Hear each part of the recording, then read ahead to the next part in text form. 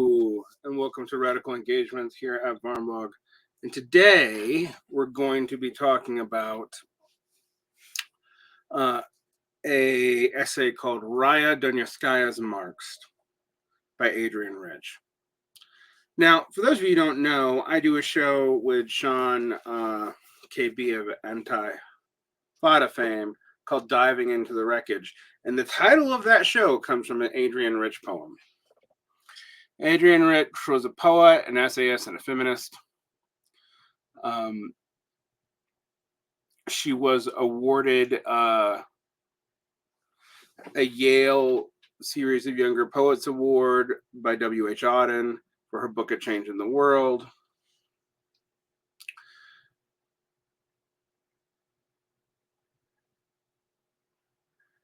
She was married to a man, but spent most of her life as a militant lesbian.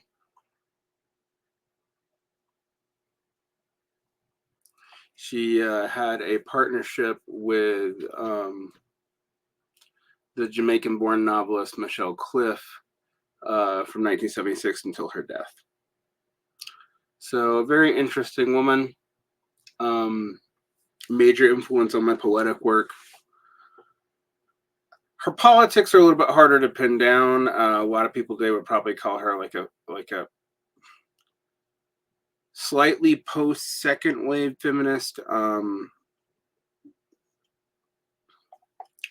She was critical of white feminism before that was common to be critical of, and by white feminism she meant bourgeois feminism, but of course she somewhat distanced herself from the Marxist movement. But she did write about Raya Dunayevskaya, and this essay was originally published in The Art of the Possible Essays and Conversations, which is available from W.W. Norton, but I found it in this book on Raya Dunayevskaya's Intersectional Marxism, Race, Class, Gender, and the Dialectics of Liberation, which is a kind of Marxist humanist sort of thing, although this is part of the Palgrave Macmillan series of Marx, Engels, and Marxisms, plural. We're going to read this and talk about it. I'm going to go a little bit into Raya's biography as well. Raya Dunayevskaya was born Raya Shipegel, and went by Ray Shipegel. Also wrote under the pseudonym Freddie Forrest. She was of Lithuanian Jewish descent, but was born in the Russian Empire and what would now be Ukraine. She immigrated to the United States in 1922, changed her name to Ray Spiegel, but is mostly known under her name Raya Dunayevskaya. She was active in the American Communist Party Youth Organization, but she was expelled at 18 and thrown down a flight of stairs when she suggested that her comrades should find out about Trotsky's response to his expulsion to the Soviet Communist Party in the Comintern. She founded a group of independent Trotskyists in Boston. She joined a group of independent Trotskyists in Boston led by Antoinette Buchholz Konakow. And then she adopted her mother's name, Dunayevskaya. She went to Mexico in 1937 to serve as Trotsky's Russian language secretary during his exile in Mexico. She returned to Chicago in 1938 after the deaths of her father and brother. She broke with Trotsky in 1939 because she disagreed with him over the Soviet Union being a worker state after the Molotov-Ribbentrop Pact. She famously got along with theorists such as C.L.R. James and to some degree Tony Cliff. And she argued that the Soviet Union had become a state capitalist society, a position generally seen as a left communist and a Trotskyist position, although Tony Cliff would later incorporate it, although his version is different than hers, into the movement. She was involved in a split with the SWP, and then formed the Workers' Party in 1940. She shared an objection to Trotsky's characterization of Soviet Union as a generated worker state. She formed the Forrest Johnson tendency with C.L.R. James, which was a tendency within the Workers' Party. Since the Workers' Party maintained that the Soviet Union was bureaucratic collectivist, C.L.R. James and Dunayevskaya maintained that it was state capitalist. She split with the Workers' Party in 1947, and just started really developing her theory of state capitalism, and started a long shift towards reincorporating Hegelian thought into her Marxism. In 1954, she initiated decades-long correspondence with the Frankfurt School's Herbert Marcuse, and she considered these letters to Marcuse to be the basis of what would form the Marxist humanism. That's a hyphen.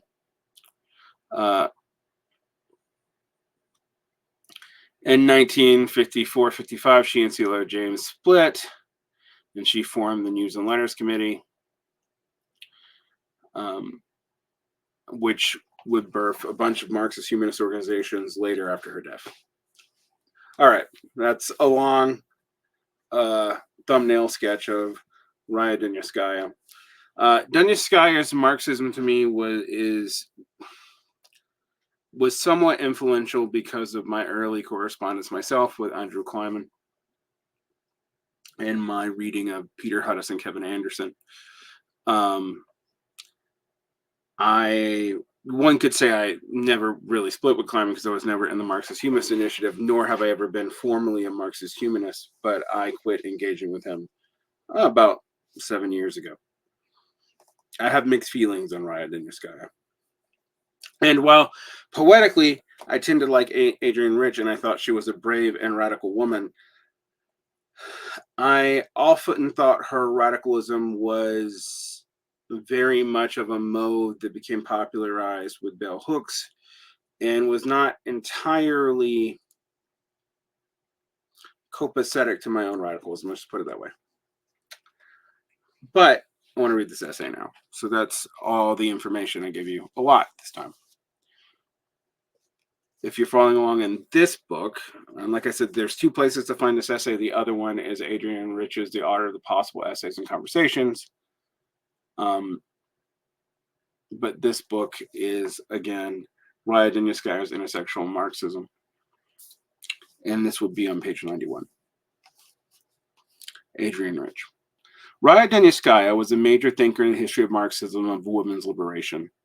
One of the longest continuously active women's revolutionaries of the 20th century.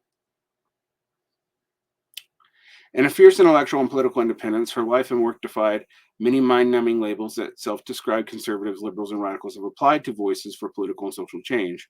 Born in 1910 between two revolutions, she said of her beginnings, quote, this is a long Raya quote, "I come from Russia in 1917 in the ghettos of Chicago, where I first saw a black person. The reason I'm starting that way, it happened to be true, but the reason that I'm starting this way is that I was illiterate. You know, you're born in a border town, there's a revolution, there's a counter-revolution, there's anti-Semitism, you know nothing, but you experience a lot. That is, you don't know that you're revolutionary, but you're opposed to everything.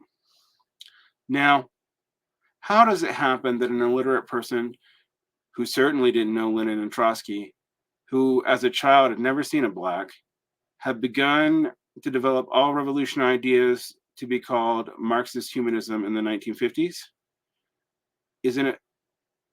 it isn't personal whatsoever. If you live when an idea is born and a great revolution is in the world is born, it doesn't make any difference where you are. That becomes the next stage of the development of humanity. That's a Dunayevskaya quote. Dunayevskaya was using her own life to illustrate the core theme of her writing, the inseparability of experience and revolutionary thinking, and the falseness of the opposition between philosophy and actuality. That's not what that prior passage just said. Sorry, Adrienne Rich. It is not just experience. Actually, Raya's saying that she's living an experience because this is something happening in the world and progressing the world further. It's a Hegelian teleological way of thinking. It is not merely one's personal experience of what one is subjectively moving on that Raya is expressing. That may be not how you read it, but that's not what that quote said. Back to the text. Her readings of past history and contemporary politics were drenched in the conviction that while thinking and action are not the same, they are continually redress and renew each other. Absolutely, I totally agree with that. For the spontaneous responses of a Russian Jewish girl growing up in the climate of the revolution, brought at the age of 12 to the Jewish ghetto in Chicago, in the 20s she moved herself to the Black ghetto, to become an ongoing catalyst for a lifetime's commitment to human freedom, required structuring of her experience that Marx's, not Marxist, theory was soon to provide her. There's an insistence of the difference between Marxist and Marx's, which is fair, although this is very typical of New Left thinking, that like there's a pure Marxism and there's a corrupted, there's a pure Marx thought and there's a corrupted Marxism, of which one can remove the original core of Marxist thought. And I just don't think that's a solid intellectual move. I don't think that you can reduce Marxism to pure Marx thought, but nor can you completely remove its relationship to Marx. It wasn't just like it was some imposed thing, just with Marx's corpse dragged over it. At least not in all cases. Back to the text. You can already tell I'm going to argue a lot with this one.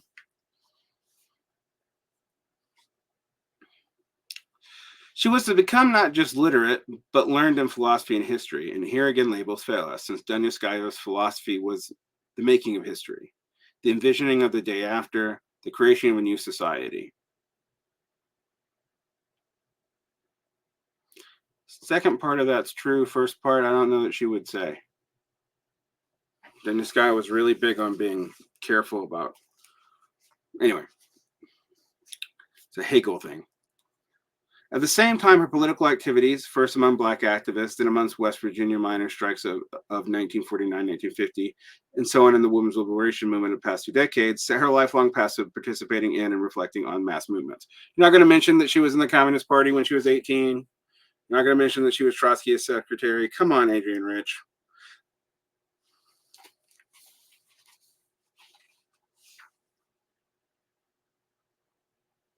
When did you publish this? We'll find out.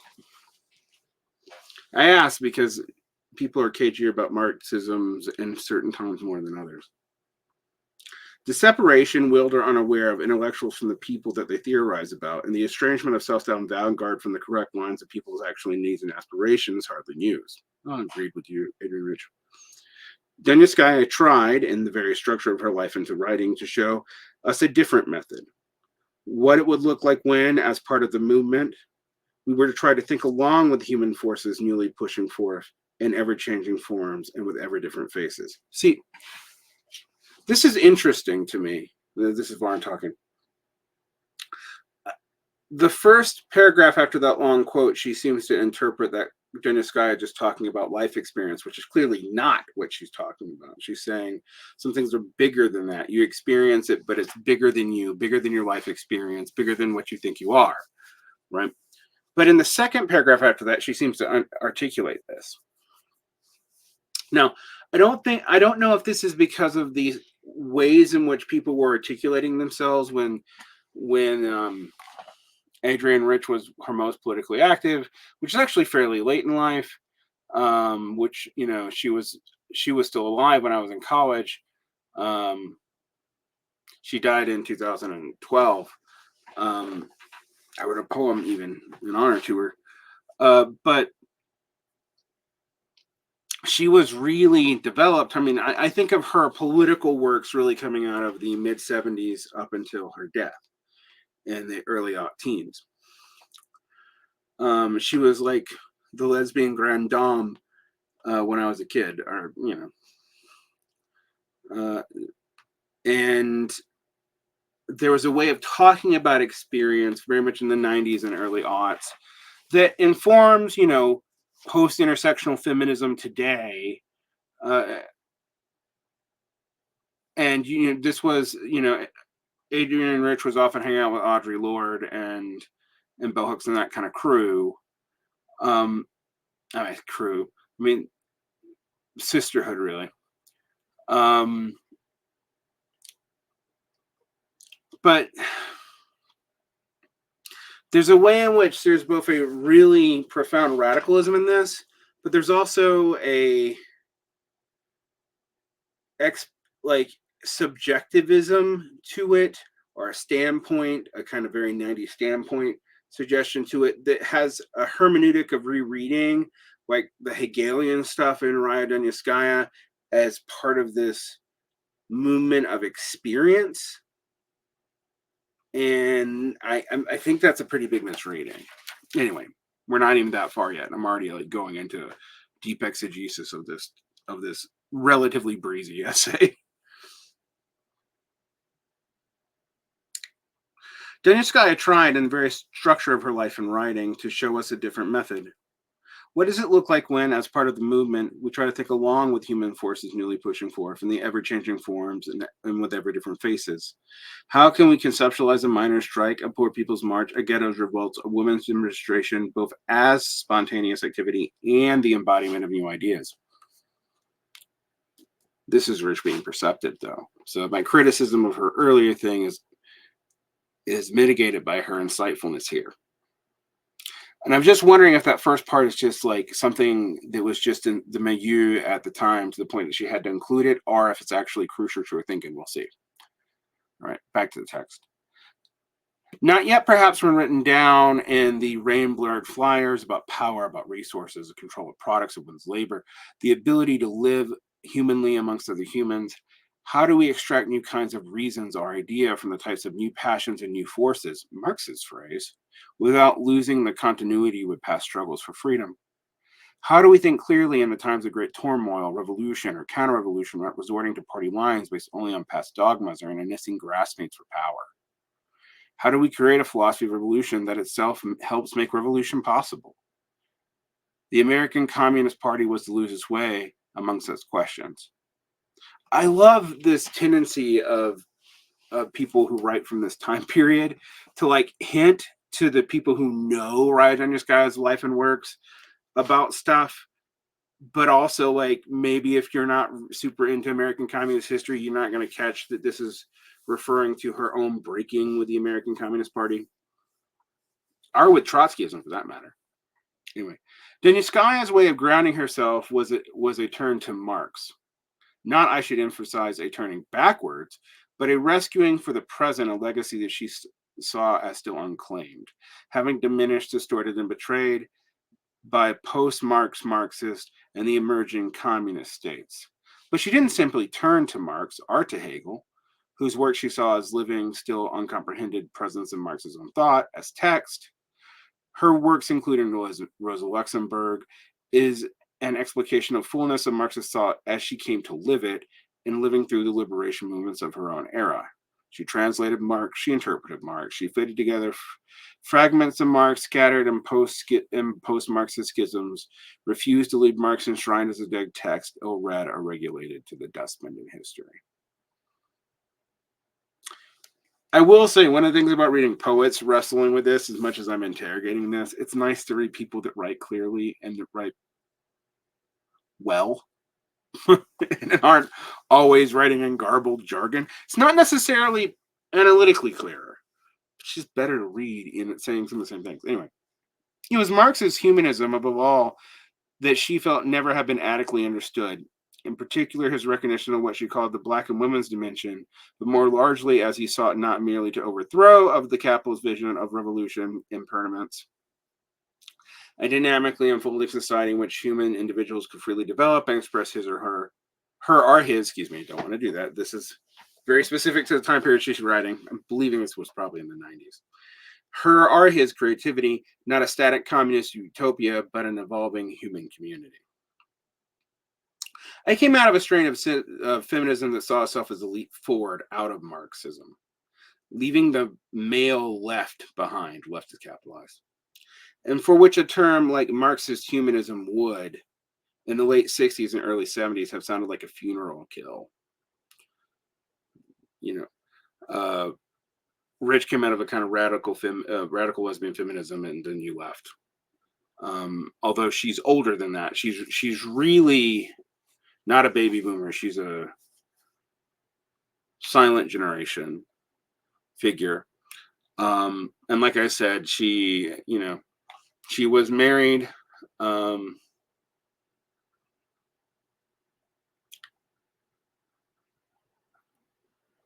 to a man who was an economics professor at Harvard, actually.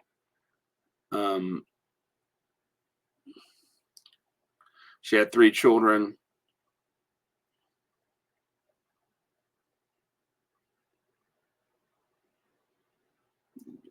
But she very much moved away from that world and into a lesbian world by the late 1960s.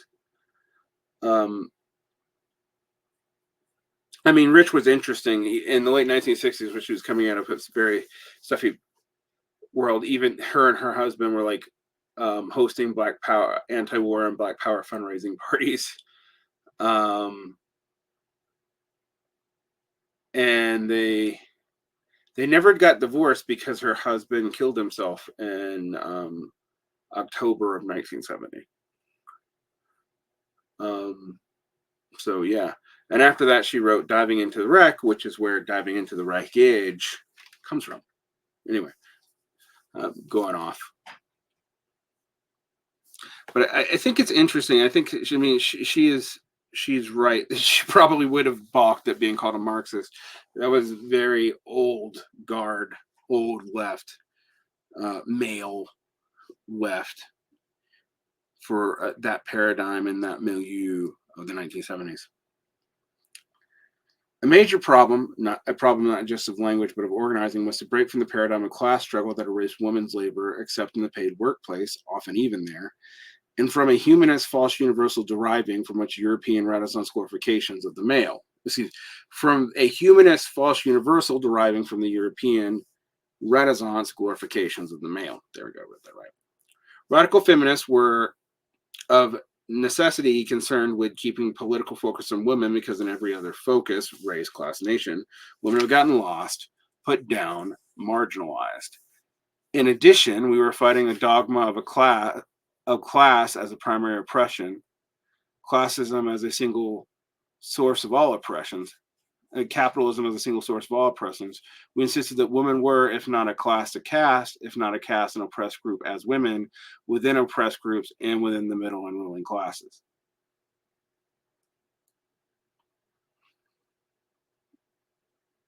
Which I would say both duh, but class factors make more material differences. That said, I tend to think that Ingalls is right, that social reproduction and human reproduction, frankly, particularly in the development of agriculture, led in many societies to women being a class in and of themselves pretty quickly because their reproductive capacity was tied to property relations. Not in all cases. There are even agricultural societies where this didn't happen. There's several in China, for example, but in most. All right, back to the text. So I don't want to totally diminish Rich's claim here. And she would say, of course, I wouldn't think it was the most important thing. I do think it's important. And Dunayevskaya was quick to point out, quote, the women's liberation movement was burst into a historic scene in the mid-1960s was like nothing seen before in all its many appearances throughout history. its most unique feature was that, surprisingly, not only did it come out of the left, but it was directed against it, not from the right, but from within the left itself. Asterisk. That, I think Raya is wrong that stuff doesn't come out of the left against the left itself. That's where Marxism comes from. Anyway, I'd have to read the precise place that Rich is quoting that from to know if Raya doesn't get it, though.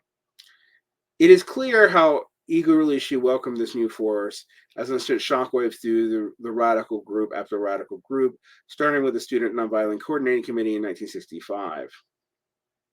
But although her own thinking was obviously incited and nourished by the contemporary women's liberation movement, she had, even in the 40s, recognized the women's dimension, and one of her earliest essays was in Women's Liberation and Dialectics of Revolution, in an account of organizing by miners' wives in 1949 and 1950, the automation strikes in West Virginia.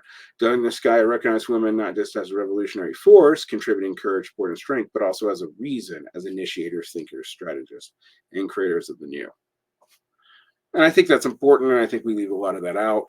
I think that's why this recent resurgence from Marxists that feminism is totally alien, because of this kind of feminism. And this is not new. I mean, everyone from Elizabeth Nesbit to even to some degrees Clara Zeskman either insisted that Marxist feminism was separate from other forms of feminism, or that it was not feminism at all. You see that also in Colin Tai. But I think it gives you to re-go through what the kind of divisions in the New Left. I read a lot of Christopher Lasch, which is the exact opposite position from this in some ways. If you even during the 60s and 70s, Lasch was pretty clearly still in the left. Whether or not he never thought he left it, whether or not other people did, is a different question. Or well, he never thought he left it till maybe 1987. But he never saw himself as a right-winger or a conservative. Anyway, we'll come back to this text. I had a lot of digressions. I think it's going to be interesting for me to engage it because I find this text both illuminating and well written. It's good to go back and rethink about these kind of things in a very basic, primary way. To go back and look at what led to the contemporary moment, because Adrienne Rich was alive until about Occupy Wall Street. Right. At the same time, it's interesting to read these texts because they have hermeneutics of, I've been using that word a lot lately, but it's true. They have hermeneutics and interpretive traditions and heuristics that we don't entirely have anymore, and for good and ill. We have to understand how they thought because it led to the ways that we think, even though today one cannot say that most post-intersectional feminists think like Adrienne Rich did when she wrote this text, even though one hears the same kind of language that one hears in bell hooks and Audre Lorde. We'll come back. I don't want to have this be super long, be super duper long. So we'll break this one up into a few readings since I've had to talk about it so much.